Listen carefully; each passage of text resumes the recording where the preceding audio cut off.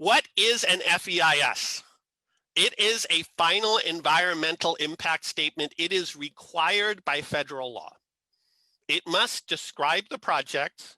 It must describe what alternatives were considered for the project. It must document the impacts of the project, including impacts on communities, housing, business, transportation network, parks, natural environment. And it must commit to mitigation to reduce or offset those impacts when possible. Where we are on this project, in 2017, TxDOT posted what's called the DEIS, the draft EIS, which was followed by a comment period. TxDOT, based on those comments and the work it has done since, has now posted a final environmental impact statement. We are in the review period for that statement. On November 9th is the end of a 30-day review period. At the end of that 30-day review period, TxDOT can adopt a record of decision. The record of decision is the full federal environmental clearance. And once a record of decision is in place, TxDOT can complete the design and build the project. Once that document is in place, TxDOT has passed that hurdle. Any mitigation that is documented in the FEIS or ROD is then legally required as part of that project. So this isn't the end of design. TxDOT can continue to refine the design as long as it doesn't substantively change the project that's described in here. But it is a moment at which commitments are made. And if commitments are not documented, they are not binding in the same way. If impacts are not documented, they are not binding in the same way. So while this is not the end of a design process, it is not the end of the ability to change the project. It is a critical milestone at which TxDOT gets to go ahead to build this project. Start of construction, something like 2022, and then at least 10 years of construction on this project. The purpose of comments at this point, this is formally not a comment period, it is a review period. There already was a comment period in 2017. However, this period is intended as a way for the public to be able to see whether TxDOT addressed their concerns. So if you are making comments to TxDOT at this stage, the most useful comments are those that are very specific. For example, you could cite specific comments that TxDOT received and say, this response was not adequate in this way. Or you could refer to a specific point in the FEIS where you believe there is an incorrect statement. Those kind of comments are much more useful at this stage than making a general comment like, I'm concerned about this, and this project is bad for my neighborhood.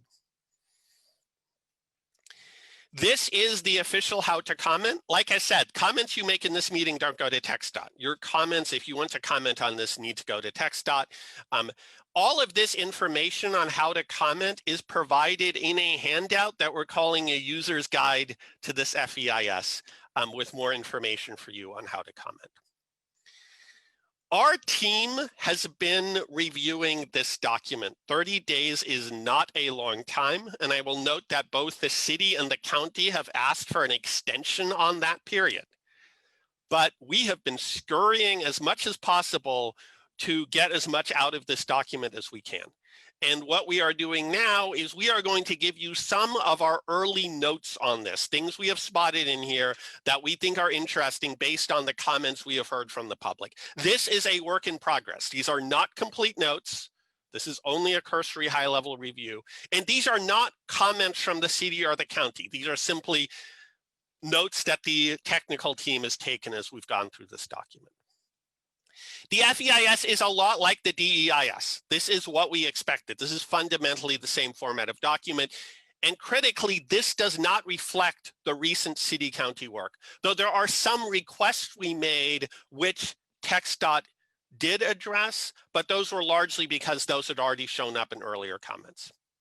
If you look at TxDOT's responses to the comments, there's a lot of responses which basically say, we are coordinating, which can be a useful response, but is not necessarily a sufficient response.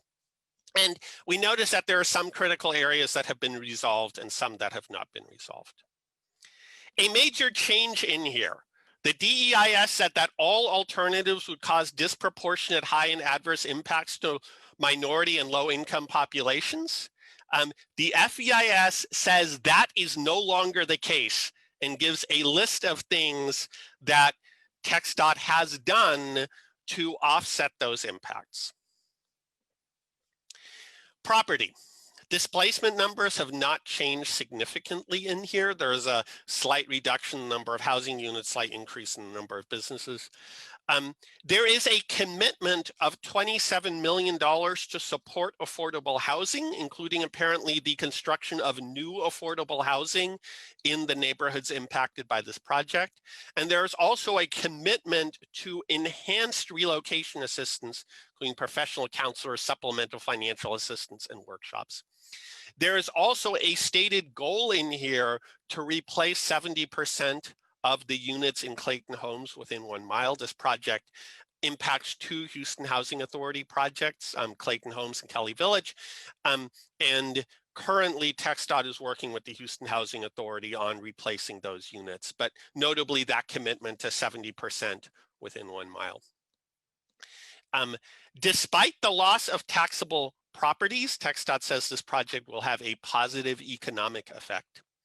The FEIS says that the impacts on Edo, which is basically 1 block width of Edo for the full north-south length of Edo, gets displaced, bulldozed by this project. It says that depressing the freeway and providing caps would mitigate the impacts on Edo, but also says that the project budget does not include paying for those caps. There's a commitment to a commemorative park at Greater Mount Olive Missionary Baptist Church. On flooding, the FEIS is recognizing Atlas 14 rainfall data, says that TxDOT has reanalyzed the project in segments 2 and 3, but not segment 1 for that data. It also says that the project has been revised to account for the pre-Atlas 14 500-year floodplains. If you are interested in the wonky details of this, we'll discuss it more in the flooding group, but these are the current county standards. And this project will replace the culverts at 610 Patton and Cavalcade over White Oak Bayou with bridges. It also says that depressed sections of highway will be designed for large rainfall events, though it's not clearly stating exactly what the criteria for that are. Environment, there is a commitment to a weatherization and energy efficiency service program. There's also a commitment to an air monitoring program during construction, longitudinal tining on pavement because that makes less noise than transverse tining, and a general commitment to sound walls. Most of the discussion we saw in the DEIS about climate change is no longer in this document. Most of that section is gone. Including a specific analysis of the alternatives, as well as a discussion of how climate change might impact the project itself. The FEIS says that regional emissions will go down regardless of what happens with this project.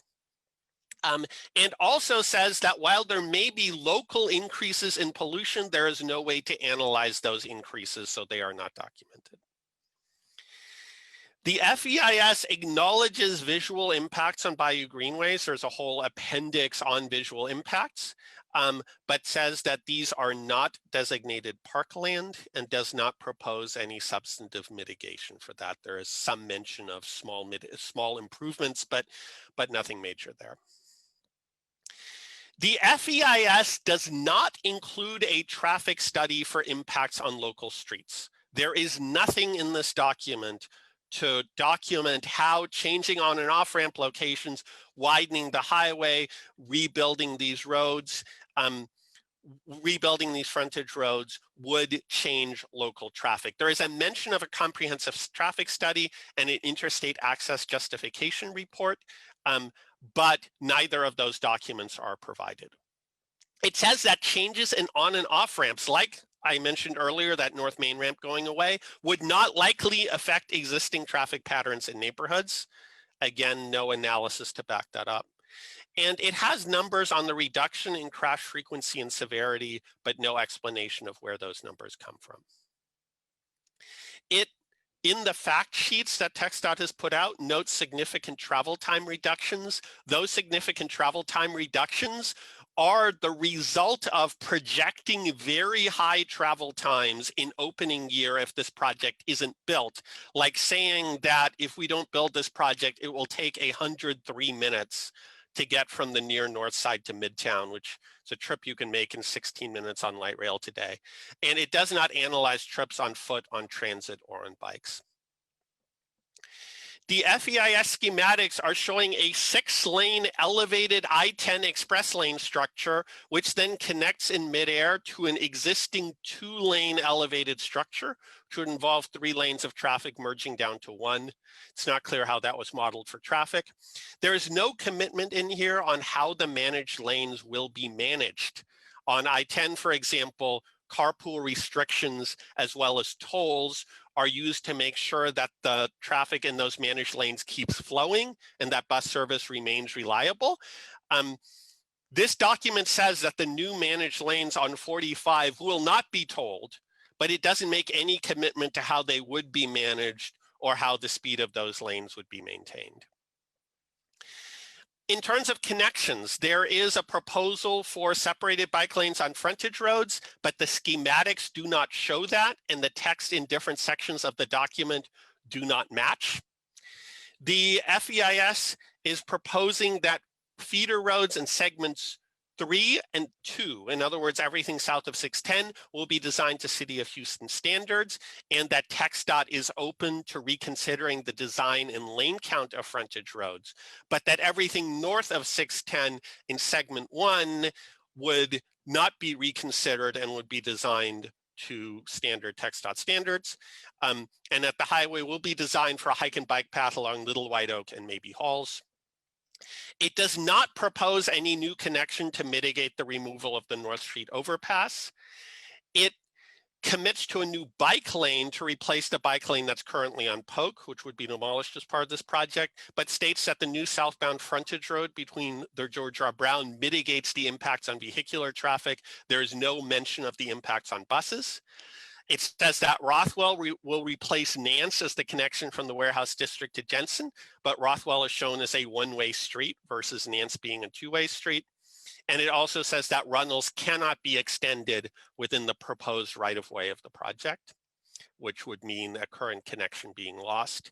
It says the project will accommodate the San Jacinto underpass, which has been a long-time City of Houston request, but notably, it does not show San Jacinto Street actually being extended to maintain the connection from San Jacinto Street to I-10. It says the project will accommodate Navigation Commerce underpass.